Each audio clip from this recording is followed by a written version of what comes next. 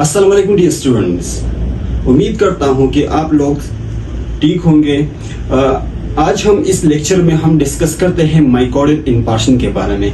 सबसे पहले हम माइकोडियल इंपार्शन के बारे में हम डिस्कस करते हैं। इसके बाद साइन सेप्टम के बारे में हम डिस्कस करते हैं इस लेक्चर में, काजेस के बारे में, रिस्पेक्टर के बारे में, और डायग्नोस्टिक टेस्ट कौन कौन सी होती है माइकोडियल इंपार्शन के बारे में। ठीक है, और इसके साथ साथ जो लास्ट में हमारे ट्रीटमेंट कौन सी है माइकोडियल इंपार्शन। तो सबसे पहले हम माइकोडियल इंपार्शन क्या होता है। आम अल्फाज में हम बोलते हैं हार्ट अटैक, दिल का दौरा।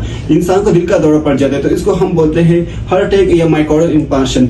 तो इसकी मीनिंग क्या है? मायो मीन मसल, ठीक है, cardial mean heart and infarction mean death. ठीक है, जब हार्ट की जो मसल्स होती है उनमें डेथ आ जाती है, किस वजह से? Due to blood flow, lack of blood flow कम होने की वजह से, मतलब ब्लड फ्लो की जो फ्लो होती है heart muscle toward heart muscle वो कम हो जाती है या स्टॉप हो जाती है, बिल्कुल नहीं होती। ठीक है, तो उनकी वजह से वहाँ की जो मसल होती है वहाँ उसमें क्या आ जाती है? डेथ आ जाती है, स्कीम आ जाती है, इंफार्क्शन आ जाती है। ठीक है, myocardial infarction is a serious medical condition. Myocardial infarction या एमआई हमारे पास एक सीरियस मेडिकल कंडीशन होता है। Deaths happen when blood flow stop to the heart muscle।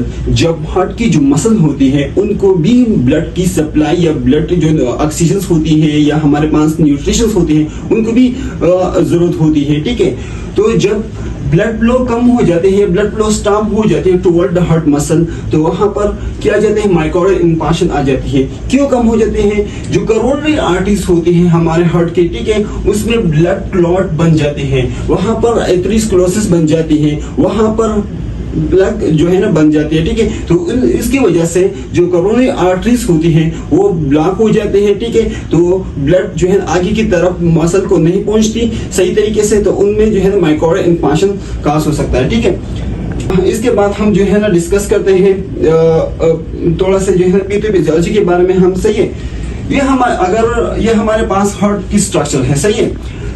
अगर छोटे से एरिया में ब्लड की फ्लो कम हो जाते हैं या नहीं होते या सही तरीके से ब्लड नहीं पहुंचते आगे, ठीक है, क्योंकि मिसाल के तौर पर यह हमारे पास जो है ना करोनरी आर्टरी है, सही है, यहाँ पर जो है ना क्लॉट बंद हो चुका है, सही है, यहाँ पर क्या हो जाता है? ब्लड क्लॉट पहले से बंद हो चुका है। ठीक है, मिसाल के तौर पर हमारे पास यहाँ पर 75% ब्लॉकेज आती है, 25% जो है ना 25% ये आर्टरी मतलब ओपन होते हैं। तो यहाँ पर मतलब ब्लड की जो फ्लो होती है जस्ट 25% जो है ना वो मतलब हार्ट की जो मसल होती है उन तक पहुंचती है, लेकिन फिर भी 75% ब्लॉक थे। ठीक है, ये पेशेंट, ठीक है, जो कि 25% इसकी करोनरी आर्टरी जो है ना वो ओपन है, तो जब ये मतलब एक्टिविटीज करती है या हम ये एक्सरसाइज करती है या मतलब जो भी एक्टिविटीज करती है, सही है, तो उसको जो है ना सीवियर चेस्ट पेन जो है ना मतलब वो फील करते हैं, या इसकी वजह से जो सीवियर चेस्ट पेन जो है ना प्रोड्यूस हो जाए due to lack of oxygen, due to lack of blood flow. ठीक है,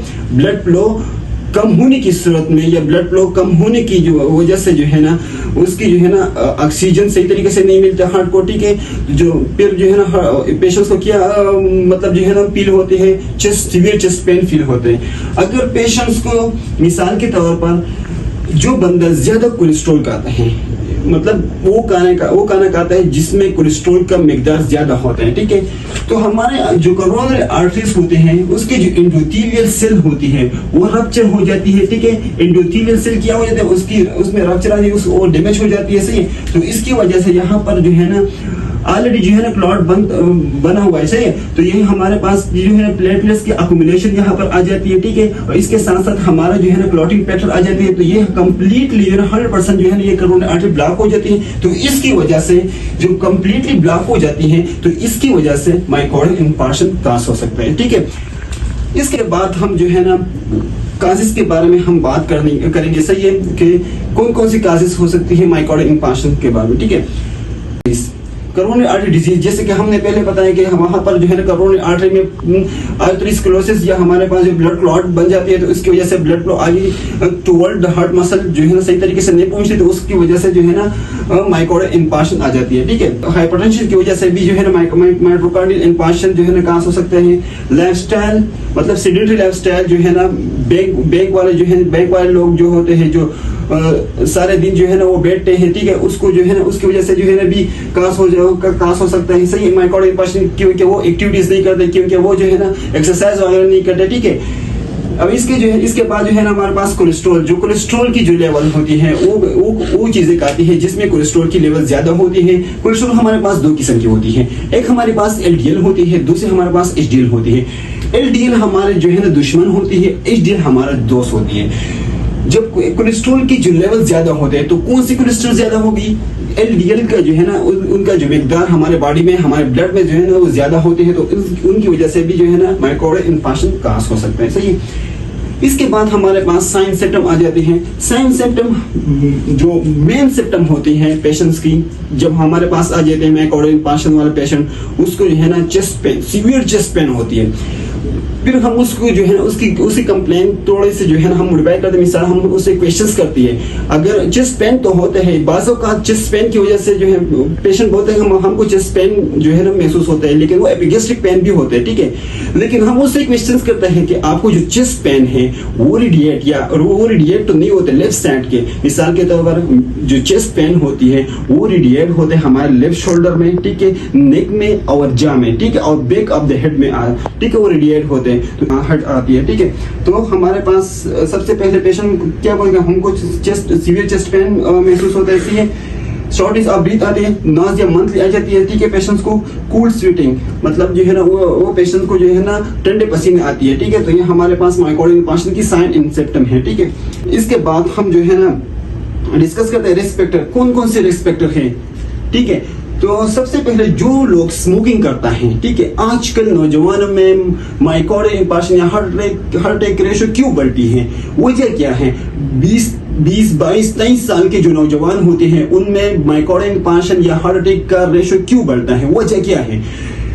क्योंकि आजकल जो नौजवान होती है वो लाइफस्टाइल जो है उसकी चेंज होती है, वो वॉकिंग नहीं करता, एक्सरसाइज नहीं करता, बाज नौजवान सारे की बात नहीं करता है। ठीक है, और वो जो है ना स्मोकिंग करता है। ठीक है, और वो ऐसे खाने खाते हैं मिसाल के तौर पर घर के खाने नहीं खाते, बाहर फास्ट फूड खाते हैं ज्यादा, जिसमें कोलेस्ट्रॉल ट्राइग्लिसराइड के जो लेवल ज्यादा होता है। ठीक है, ठीक है, उन नौजवानों में हार्ट अटैक का रेशो बहुत ज्यादा बढ़ता है। ठीक है, और जो स्लीप सही तरीके से नहीं करते हैं, उसमें जो है ना डिप्रेशन या स्ट्रेस का शिकार होता है। ठीक है, नौजवान आजकल छोटे छोटे बच्चे होते हैं, वो बोलते हैं कि हम जो है ना स्ट्रेस का शिकार होते हैं, ठीक है, डिप्रेशन का शिकार होते हैं। ठीक है, वो मतलब लाइफ की जो डी लाइफ एक्टिविटीज होते हैं वो सही तरीके से मैनेज नहीं करते हैं। ठीक है, तो उसकी वजह से भी जो है ना माइकोर्डियल इंफार्क्शन हार्ट अटैक जो है ना कास हो सकता है। कोलेस्ट्रॉल, जैसे हमने पहले बताया, कोलेस्ट्रॉल ज्यादातर जो है ना पेशेंट्स जो है ना कोलेस्ट्रॉल का जो लेवल ज्यादा होते हैं उनके ब्लड में, सही है, तो उसकी वजह से भी माइकोर्डियल इंफार्क्शन जो है ना उनको जो है खतरा होता है। वो 20 पेशेंट को खतरा होता है कि उसको माइकोर्डियल इंफार्क्शन कास हो सकता है। ठीक है,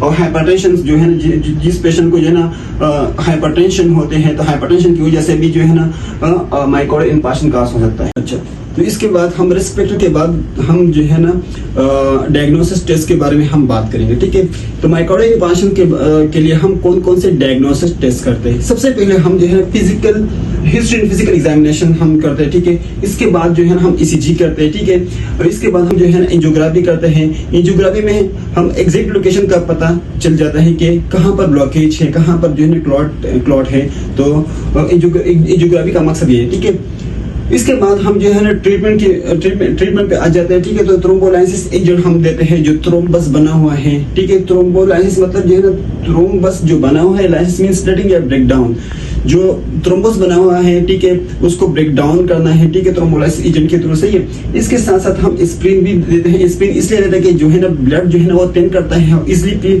फिर जो है ना वो इजिली फ्लो करता है। ठीक है, हम इसमें हमारे पास दो अप्रोच है। हम सबसे पहले हम ABC अप्रोच करते हैं, और हमारे पास दूसरा हमारे पास है मोनो अप्रोच। ABC में हम करते हैं, देखते हैं एयरवे जो है एयरवे हम मेंटेन करते हैं।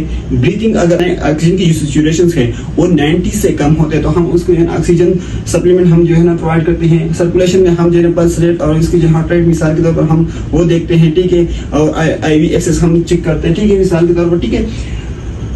इसके बाद हम मोना जो है ना, मोना हमारे पास में मोना अप्रोच हम करते हैं तो मोना में हमारे पास आता है मॉर्फिन हम देते हैं पेशेंट्स को 2 mg से लेकर 4 mg तक आईवी हम देते हैं, ठीक है।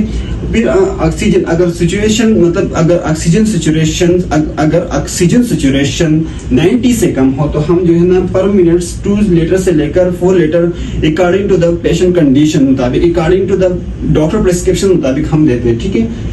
इसके बाद हमारे इनसे आते हैं नाइट्रेट्स 0.3 mg से लेकर 0.6 mg हम देते हैं। नाइट्रोग्लाइसिन जो हम बोलते हैं सबलिंगुअल हम पेशेंट्स को देते हैं, ठीक है। लास्ट में हमारे पास जैसे कि हमने पहले बताया कि एस्प्रिन हम जो है ना हम देते हैं, ठीक है। एस्प्रिन ब्लड थिनर है, ठीक है, तो हम 160 mg से लेकर 325 mg तक हम देते हैं। हमारे पास माइकोडियल इंपार्शंस के लेक्चर है। इसके बाद हम differentiate between myocardial infarction angina next lecture में हम ये डिस्कस करते हैं, ठीक है।